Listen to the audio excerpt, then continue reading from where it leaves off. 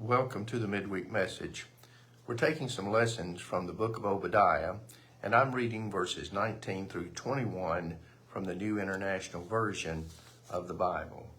Obadiah 19. People from the Negev will occupy the mountains of Esau, and people from the foothills will possess the land of the Philistines. They will occupy the fields of Ephraim and Samaria, and Benjamin will possess Gilead. This company of Israelite exiles who are in Canaan will possess the land as far as Zarephath. The exiles from Jerusalem who are in Sepharvaim will possess the towns of the Negev. Deliverers will go up on Mount Zion to govern the mountains of Esau, and the kingdom will be the Lord's.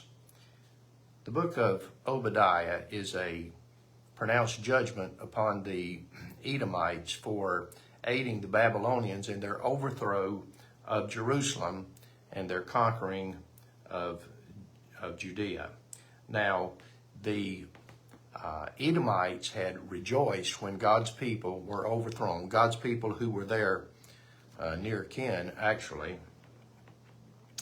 And they had assisted the Babylonians as people fled from the city. They caught them and made them captives, and so they not only rejoiced in the overthrow of God's people, but they actually assisted in that. Now, in spite of this, we're reminded in the book that God is overall. God is in charge of everything.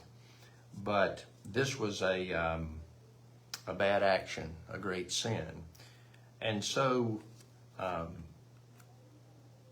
the book gives God's pronouncement of judgment on his people, but also pronouncement of judgment on the Edomites for their raising their hand against the people of God.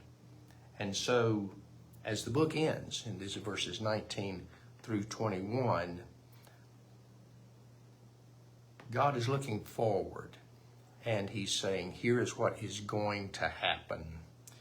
And so let's look at the verses individually. Verse 19, people from the Negev will occupy the mountains of Esau, and people from the foothills will possess the land of the Philistines.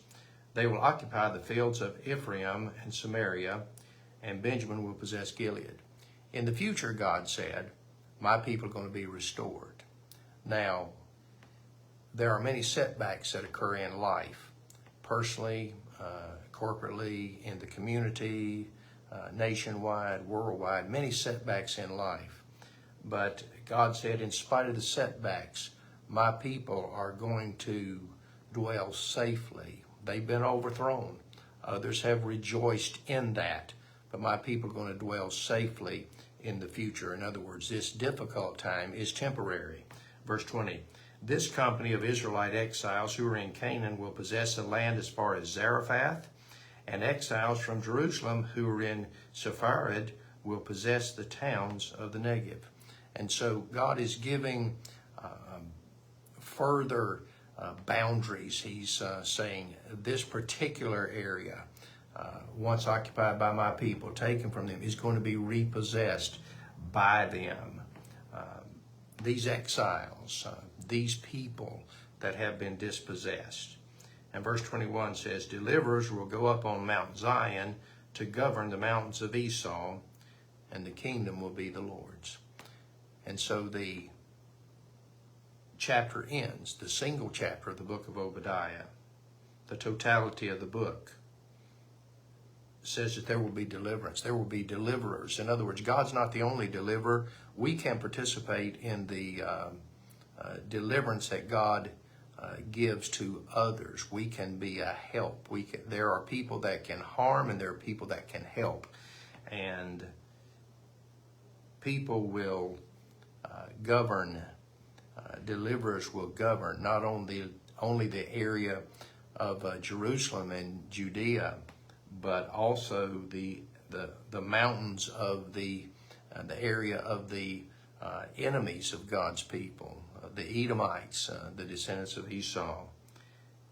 And the final statement is, the kingdom will be the Lord's. We must remember that all things are under God's hands, whether it's in our personal life, our family life, our community life, our church life, the political life of our country, the business life of our employee. Everything is under God's hand, and the kingdom is ultimately going to be His. Rights will be affirmed and wrongs will be judged by our Lord. Let's make sure that our actions are in line with His will.